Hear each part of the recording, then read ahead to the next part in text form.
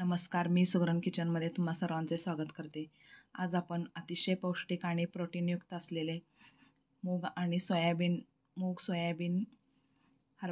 थोडीशी हरभऱ्याची डाळ आणि मसूरची डाळ वापरून अतिशय पौष्टिक असे लाडू कसे तयार करतात ते पाहणार आहोत. आता मुलांची शाळा चालू झालेल्या आहेत.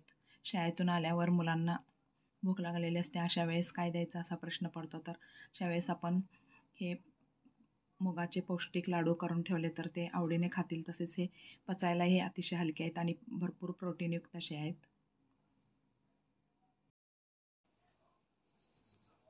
मुगाचे लाडू बनवण्यासाठी मी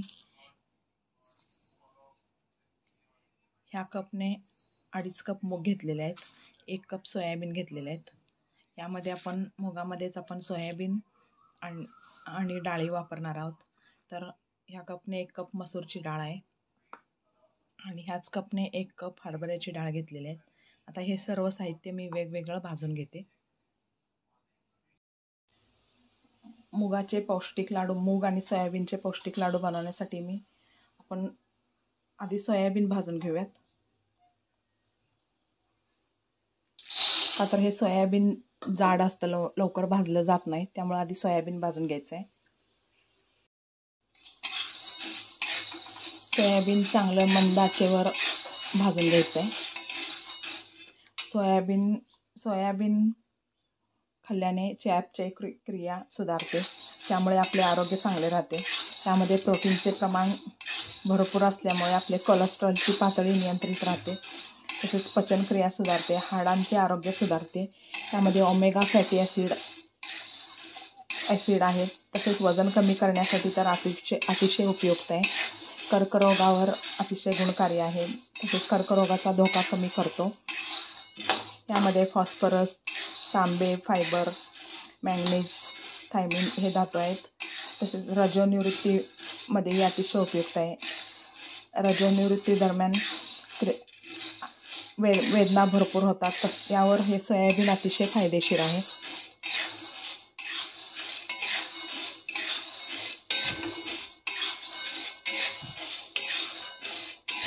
सोयाबीन चांगले भाजले की ते फुटायला लागतात.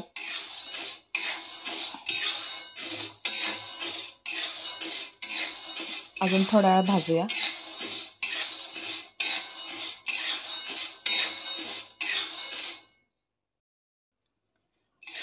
सोयाबीन चांगले भाजून झालेले आहेत.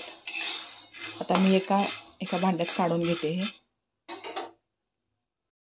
त्यानंतर आपण हिरवे मूग भाजून घेऊयात.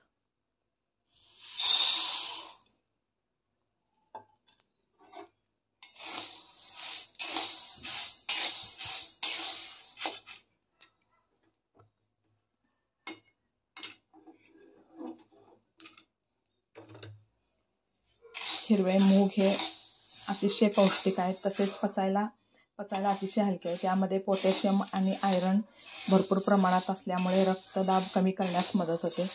त्यामध्ये पोटॅशियम, लोह, तांबे, मॅग्नेशियम, फायबर, व्हिटॅमिन B6 हे घटक आहेत. वजन कमी करण्यास उपयुक्त आहे. रक्तातील साखरेची पातळी कमी करते.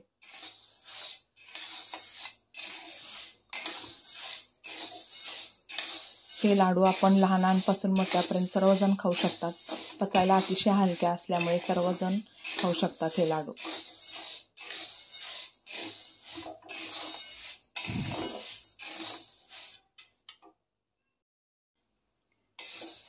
मूग चांगले भाजून झालेले आहेत. हे मी एका भांड्यात काढून घेते.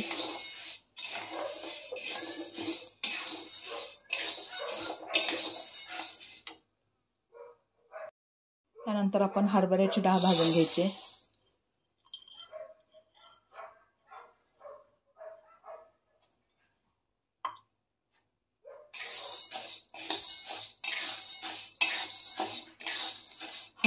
हरभऱ्यामध्ये डाळीमध्ये भरपूर प्रमाणात व्हिटॅमिन B असते. तसेच हे शक्तिवर्धक आहे.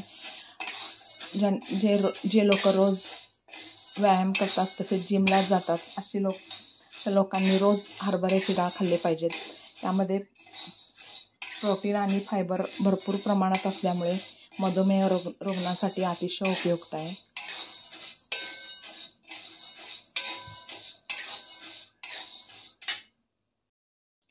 हरभऱ्याची डाळ चांगली भाजलेली आहे, मस्त खमंग अशी डाळ भाजलेली आहे. मी एका भांड्यात काढून घेते. नंतर आपण मसूरची डाळ भाजून घेऊया.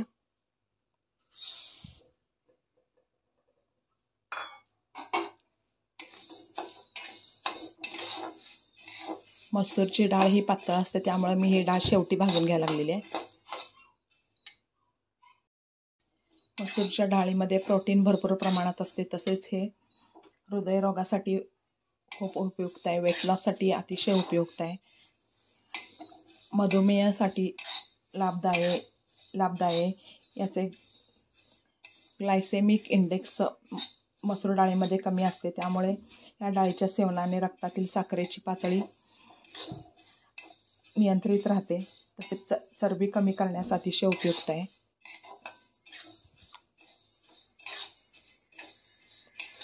मसूरची डाळ भाजलेली आहे. ही डाळ भाजल्यामुळे ह्याचा रंग किंचित बदलतो. मस्त अशी खमंग अशी डाळ भाजलेली आहे. हे मी एका भांड्यात काढून घेते. हरभऱ्याची डाळ, मसूरची डाळ, मूग सर्व भाजून घेतलेलं आहे. मी गार करण्यासाठी एका परातीत घालून ठेवलेलं आहे. आता हे गार झाल्यावर आपण गिरणीतून दळून आणूया. सोयाबीन, मूग, हरभरे आणि मसूरची डाळ सर्व आपण मिक्स करून भाजून दळून आणलेलं आहे. त्या 1 किलो पीठ आपण दळून आणलेलं आहे. त्यातील मी 2 कप, ह्या कपने 2 कप पीठ घेऊन लाडू कसे बनवायचे ते दाखवणार आहे मी. तर 2 कप पीठ घेतलेलं आहे आणि त्याला 1 कपला थोडंसं कमी तूप घेतलेलं आहे. तर हे तूप आणि पीठ चांगलं आपण खमंग हलके होईपर्यंत भाजून घ्यायचं आहे. मुगाचे लाडू करण्यासाठी मी गॅसवर कढईत पीठ घातलेलं आहे. त्यामध्ये आता थोडं थोडं तूप घालत आपण भाजून घ्यायचं आहे. आधी थोडंसं घालते मी.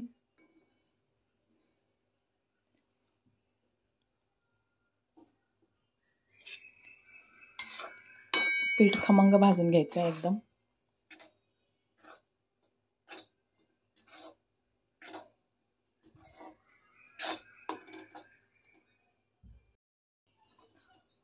पिठामध्ये आपण थोडंसं तूप घालून भाजून घेतलेलं आहे. पीठ अजून कोरडं वाटतंय, अजून थोडंसं तूप घालूया आपण.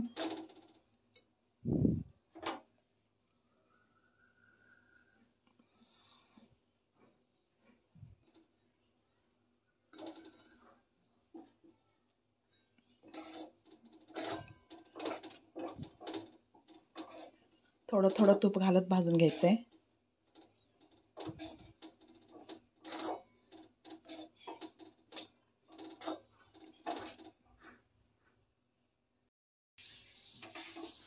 अजून थोडंसं तूप घालूया यामध्ये.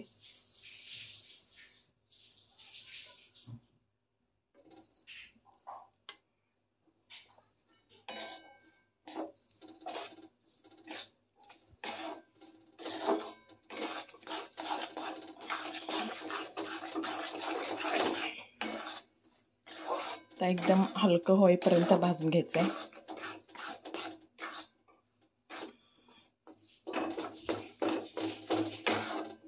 पण कसं भाजत जाईल तसं पीठ एकदम हलकं होत जाते.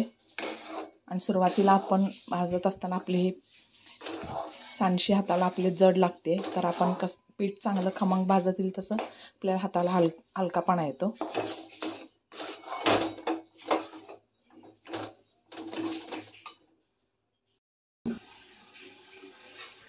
पीठ चांगलं भाजलेलं आहे, एकदम खमंग वास यायला लागलेला आहे, एकदम हलकं झालेलं आहे पीठ. आता आपण ह्यामध्ये थोडंसं दूध घालूया, म्हणजे घशाला चिकटत नाही. घशाला चिकटू नये म्हणून 1 चमचा दूध यामध्ये मी घालते.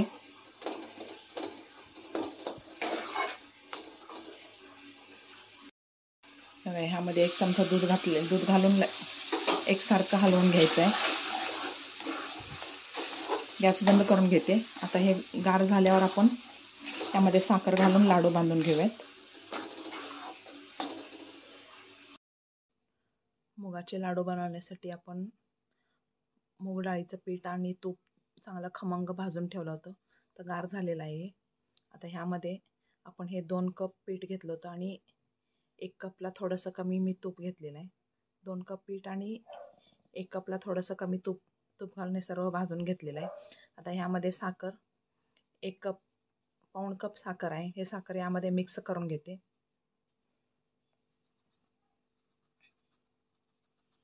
साखरेऐवजी गूळही वापरून करू शकता. तर ह्यामध्ये घालायला मी काजूचे काप घेतलेले आहेत.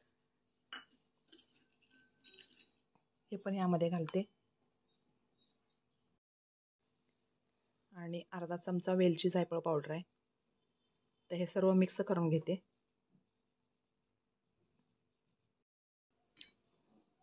तर हे सर्व मिक्स करून लाडू वळून घेते मी.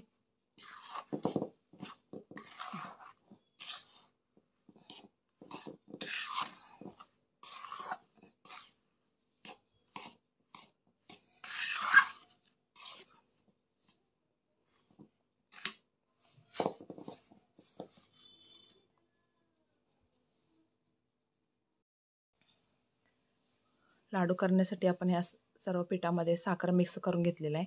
आता एक एक ड्रायफ्रूट्स, काजूचे काप लावून आपण हे लाडू वळून घेऊयात.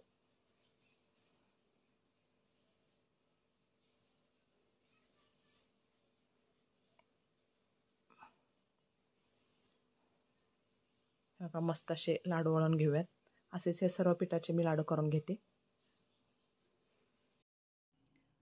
मस्त पौष्टिक असे मूग आणि सोयाबीनचे लाडू तयार झालेले आहेत. ते मी एका ट्रेमध्ये काढून घेतलेलं आहे. असेच माझ्या चॅनलला लाईक, शेअर आणि सबस्क्राईब करा.